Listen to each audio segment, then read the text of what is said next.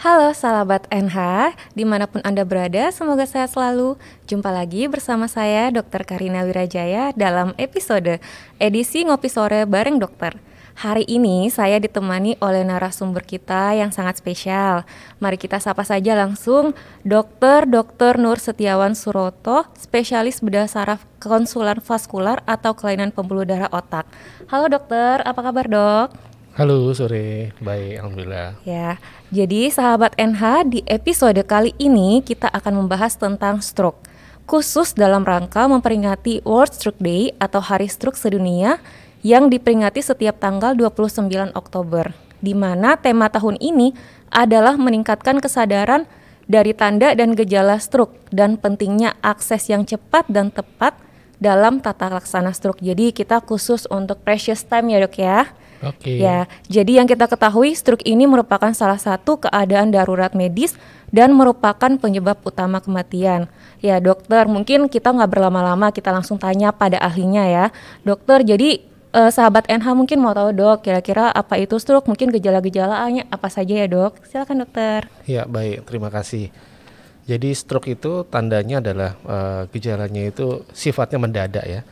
Jadi artinya kalau ada kelemahan tangan atau kaki yang mendadak terjadi, kemudian juga kesulitan bicara ya, tiba-tiba pelo, atau kemudian juga tiba-tiba asimetris bibirnya atau wajahnya, maka kita harus curiga bahwa ada namanya serangan stroke ya. Oleh karena itu sangat penting untuk mengetahui tanda-tanda dini atau gejala dini, sehingga diharapkan ketika sudah tahu maka akan cepat mencari pertolongan ya. Seperti kita ketahui di otak itu ya, di saraf dan pembuluh darahnya itu artinya apa? Ada namanya waktu emas atau golden period ya. Jadi kalau semakin cepat mendapatkan pertolongan, maka diharapkan sel-sel sarafnya itu masih bisa ada perbaikan, kira-kira begitu. Jadi kalau di kita itu ada akronim namanya FAST ya. FAST itu kan kalau artinya cepat ya. Iya dok. Itu juga suatu singkatan sebetulnya memudahkan kita ya. Kalau F itu face ya. Artinya kalau misalnya kawan-kawan melihat di muka atau face wajahnya itu ada asimetris, maka itu bisa jadi pertanda ada serangan stroke ya. Kemudian yang A-nya itu adalah arm ya. Artinya apa? Artinya kalau misalnya ada kelemahan di salah satu sisi dari tangan atau lengan ya, itu juga bisa jadi pertanda ada serangan stroke ya. Kemudian yang S-nya dari fast tadi itu, S-nya itu speech ya, artinya kalau semisal tiba-tiba ada gangguan bicara ya, misalnya entah pelo, entah sudut bibir yang ketinggalan, itu juga salah satu tanda yang harus diwaspadai. Dan yang terakhir adalah T ya, dari fast to T itu time ya.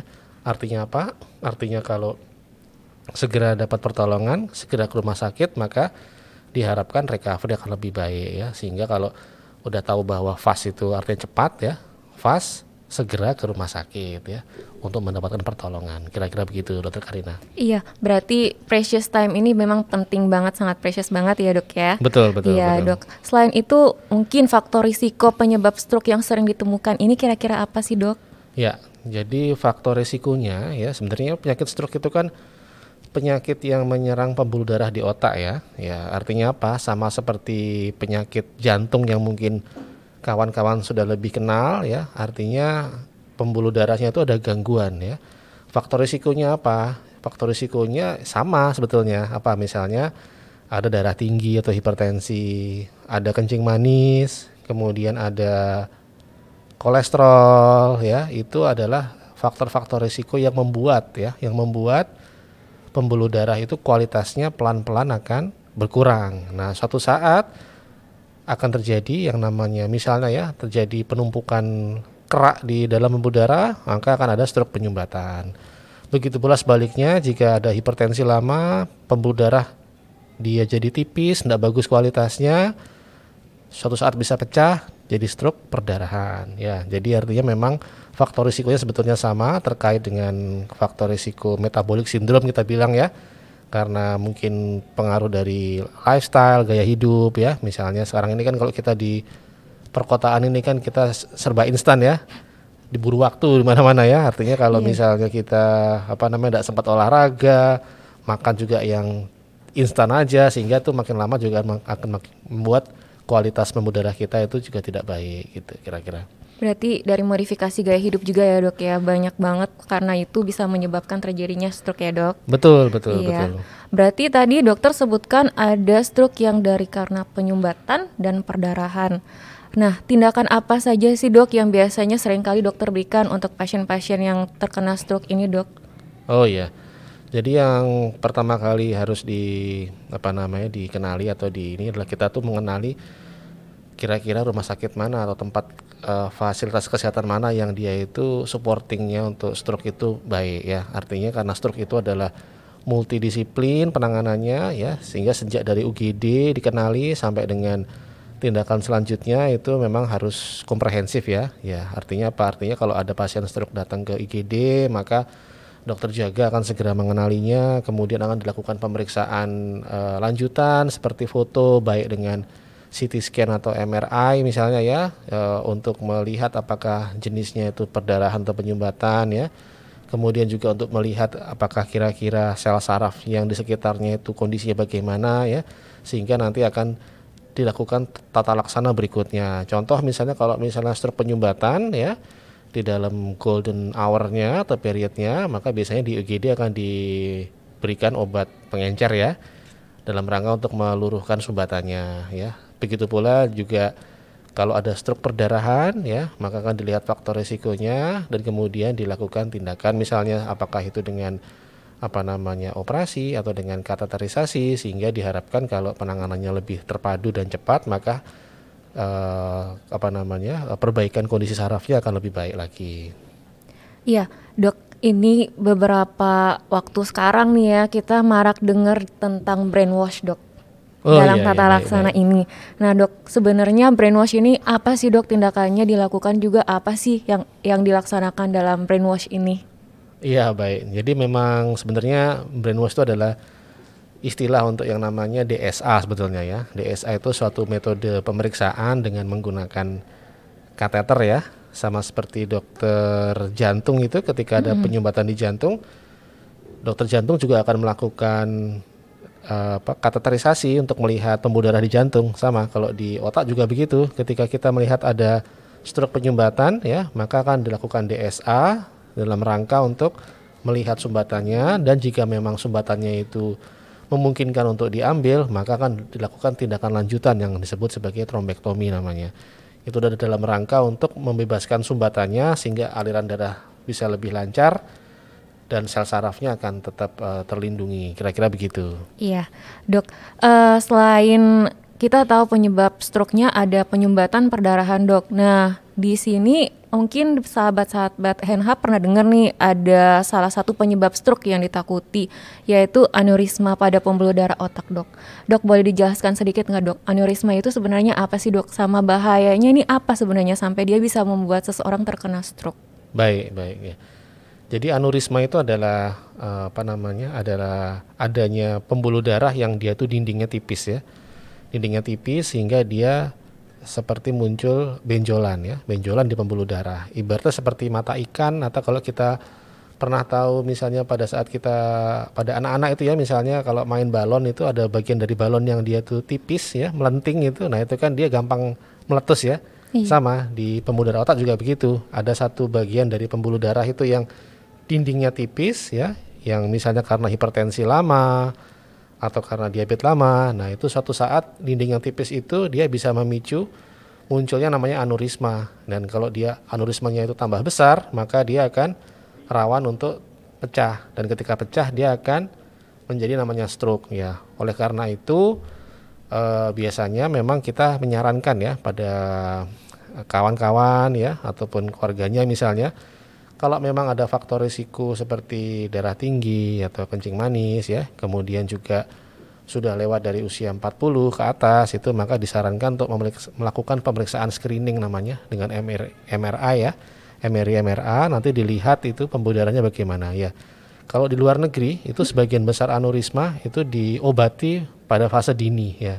Karena mereka ketahuan pada saat masih kecil itu ketahuan ada aneurisma misalnya pada saat ukurannya masih kecil ya. Tapi memang kalau di negara kita karena memang MRI itu belum banyak available ya, sehingga artinya pasien aneurisma itu terdeteksi pada saat stroke. Nah itu yang kadang-kadang jadi sulit ya. Oleh karena itu memang sudah saatnya lah di tempat kita ini kita melakukan namanya screening untuk otak dengan menggunakan MRI, sehingga jika ada kelainan baik di saraf maupun pembuluh darahnya itu bisa terdeteksi dalam tahapan yang dini dan mudah untuk diobati, kira-kira begitu. Berarti dok, kalau screening itu bukan cuma untuk yang lanjut usia ya dok sebenarnya ya? Oh untuk iya, orang yang masih muda juga ya bisa ya dok betul, ya? Betul. Karena memang saat ini kan juga trennya stroke itu kan juga usia semakin muda juga bisa berisiko stroke ya. Oleh karena itu artinya kalau memang ada deteksi dini dan punya faktor risiko, lebih baik di screening sejak awal akan lebih baik, kira-kira begitu. Iya dok. Dok, selain aneurisma ini kira-kira ada nggak kelainan pembuluh darah lain yang dapat menyebabkan stroke dok? Oh iya, baik. Jadi memang sebetulnya banyak ya, artinya kelainan pembuluh darah yang berpotensi untuk menjadi stroke ya. Misalnya selain aneurisma itu kita juga ada misalnya AVM namanya. AVM itu adalah pembuluh darah yang dia itu berlekuk-lekuk ya, seperti varises ya, tapi dia di pembuluh darah di otak ya.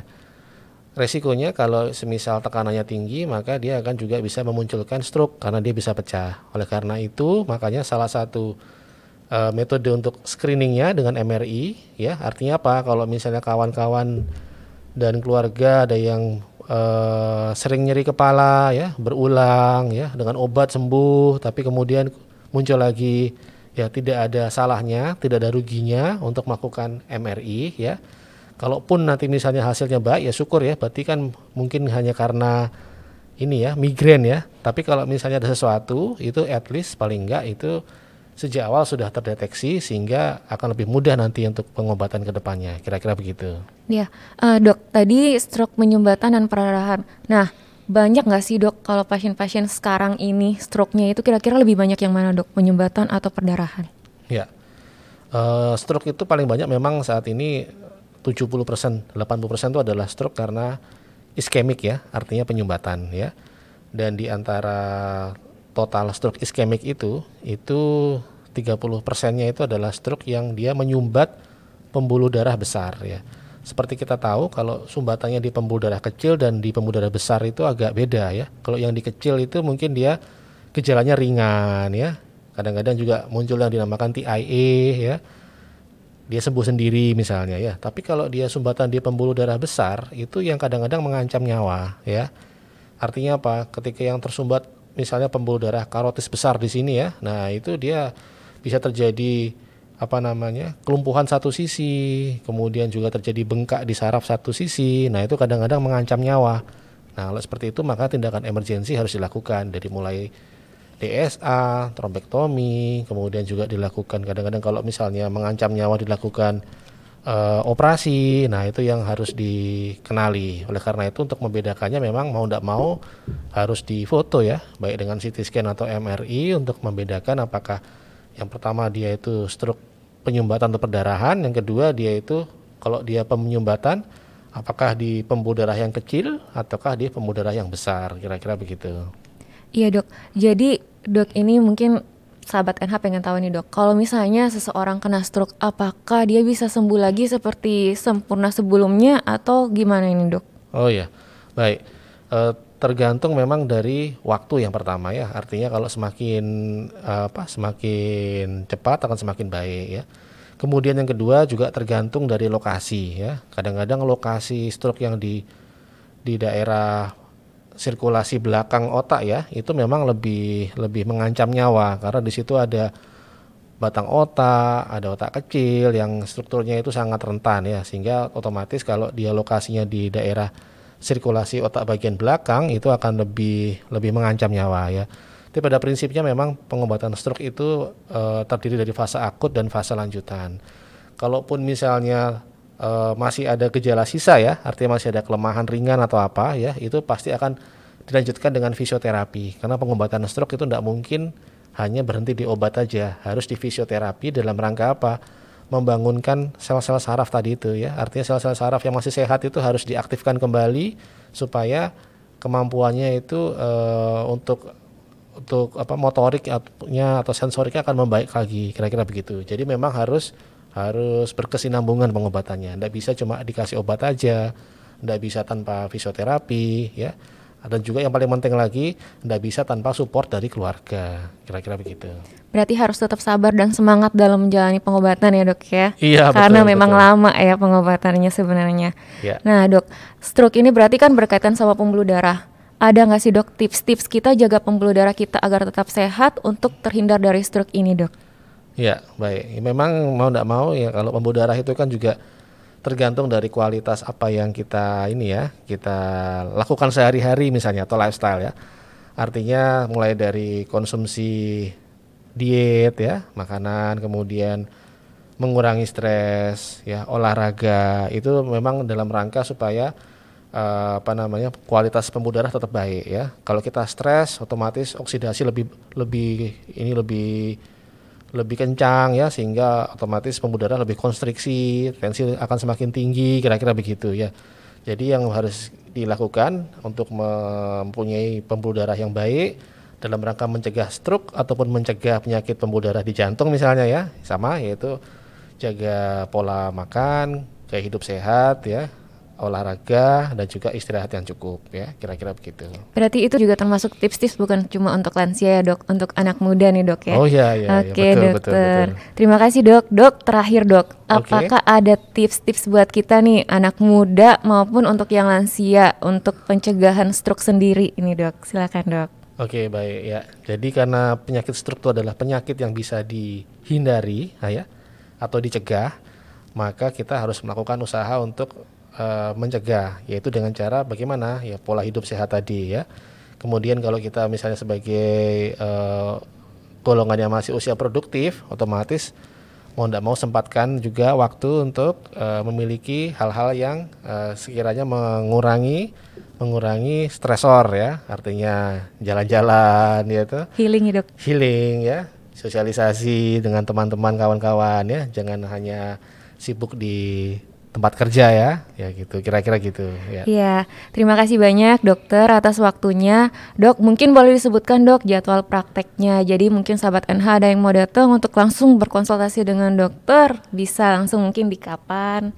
Oke, baik ya, praktek saya di National Hospital itu Senin pagi ya, jam 9 sampai jam 12, dan juga di hari Kamis itu di jam 19 sampai 21. Iya, terima kasih. Jadi sahabat NH kalau misalnya mau langsung datang berkonsultasi, sudah ada jadwal prakteknya ya. Selain itu kita juga punya, tadi dokter Nur sudah mengatakan kalau screening itu penting, bukan saja untuk lansia tapi untuk orang yang masih muda, masih usia produktif itu juga penting. Nah, di National Hospital kita juga menyediakan paket medical check up, yaitu paket stroke screening. Nah, di sini nanti sahabat-sahabat NH boleh menghubungi kita. Nah, boleh menghubungi kita itu di kontak MCU di 081332011738 untuk menanyakan soal paket-paket MCU terutama untuk stroke screening. Jika sahabat-sahabat NH berkenan, boleh. Nah, stay tune terus juga di semua akun sosial media kita di Instagram @nationalhospitalsby, di website www.nationalhospital.com. Dan jangan lupa subscribe YouTube National Hospital Surabaya untuk tahu informasi edukasi dan layanan-layanan yang ada di National Hospital. Selain itu, National Hospital juga punya apps, jadi boleh di-download apps-nya, nanti kita bisa juga tahu jadwal-jadwal dokter yang ada di situ. Ya, terima kasih banyak sekali lagi untuk dokter atas kesediaan waktunya yang sangat bermanfaat juga ilmu-ilmu yang diberikan untuk kita ya dok ya. Terima kasih banyak dok. Dan thank you untuk sahabat-sahabat NH yang sudah bersedia meluangkan waktunya. Thank you for watching and see you on the next episode. Bye-bye.